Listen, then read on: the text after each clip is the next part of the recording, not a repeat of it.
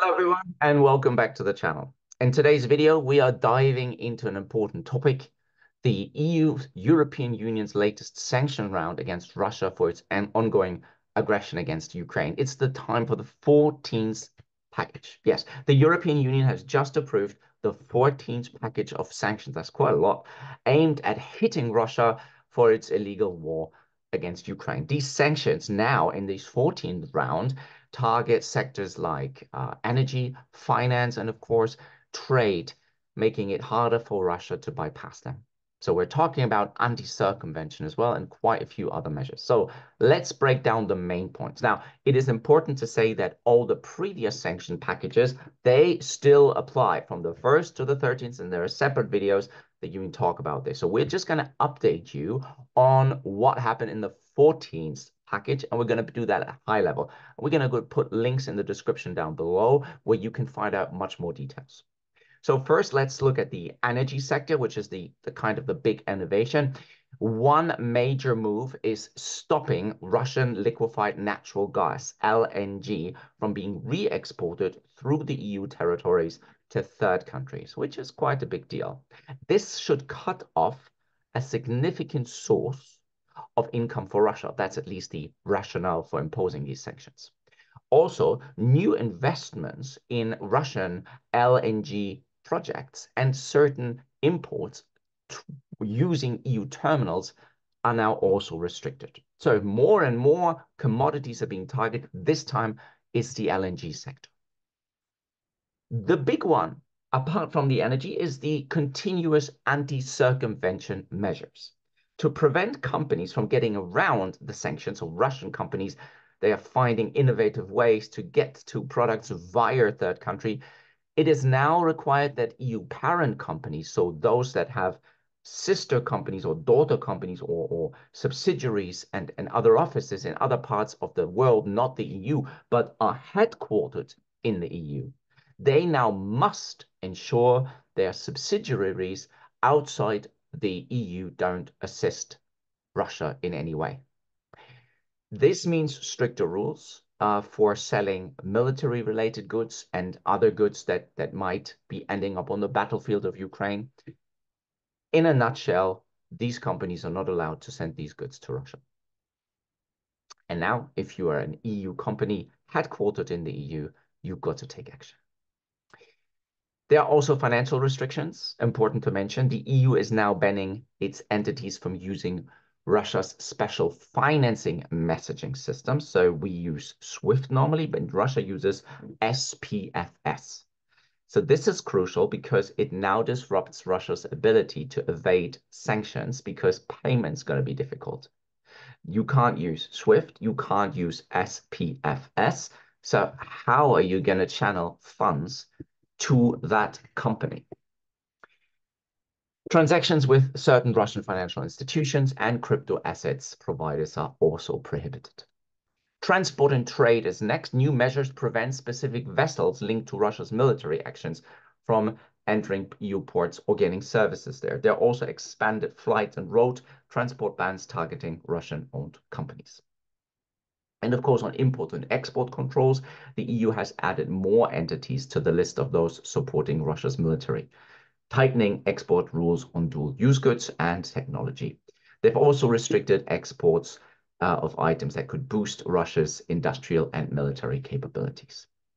Other measures, there are quite a few other measures as well. To protect the EU interests, there are measures allowing compensation for damages caused by Russian companies due to the sanctions. Intellectual property rights from Russian nationalities are also facing restrictions and not possible to buy Ukrainian historical and cultural goods. Now, there's much more detail on those, and I recommend that you check out the links in the description below to find out what it really means. And if you have any detailed questions on how you are impacted, then please get in touch. I'll be happy to discuss these measures with you. I'll leave you with a few tips for compliance. And navigating EU sanction against Russia is challenging, especially with 14 sanction packages now in place. So here are some really fundamental tips for you to think about. Number one is to stay informed. Regular monitoring updates and guidelines issued by the EU authorities regarding supporting which entities are on the list and which are targeted sanctions is really important. So, for example, there were just this week, there were over 100 entities and individuals listed onto the EU sanctions list. And again, link in the description down below. And that means you're now prohibited to trade, effectively trade with these people, freeze their assets, and also make sure that there's no circumvention, so that the companies that are listed are not trying to circumvent these rules by having other companies in other countries do the work for them and then channel it through a place in the world where the sanctions are less severe. You should review your supply chain, of course. Scrutinizing your supply chain ensures that no goods that are not allowed to come to Russia are actually ending up there. So you want to be making sure the goods and the services inadvertently do not support the entities targeted by the sanctions or end up in locations where they're not allowed. Enhanced due diligence is a big buzzword nowadays. Strengthening the due diligence process, always important. We've put quite a lot of links and articles onto our Customs Manager Info website, where you can find good tips and ideas of what enhanced due diligence actually means.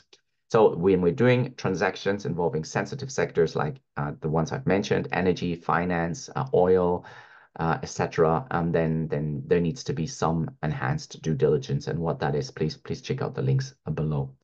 Train staff, of course, is another suggestion. Educate employees on compliance obligations, requirements, and update them on internal policies. And if you need to update those, then just go ahead, make sure that you do that, and make sure that you've got the latest sanction measures covered. Suggestion number 5 is to seek legal advice and guidance whenever it gets tricky. It's important to be able to navigate this complex regulatory framework and ensure adherence to sanctions law. So I recommend that you reach out to the experts. And if you want to schedule a free call to discuss what the impact of the 14 sanctions measures mean to you, then please go ahead, go to customsmanager.org and then click expert call, top right corner. And this way you can book a free online consultation with me. We can talk about it. And that should be it for this very quick update on the 14 sanction package of the EU against Russia. These sanctions, look, these sanctions are part of the EU's strong support for Ukraine and its sovereignty and territorial integrity. They show the EU's determination to hold Russia accountable for its actions, and will keep you updated on any development on these issues on this channel. So if you haven't subscribed or liked it, then please do so now in order to be updated whenever something important happens. Thank you for watching. Don't forget to like, share, and subscribe for more updates. See you next time. Arnie out. Thank you.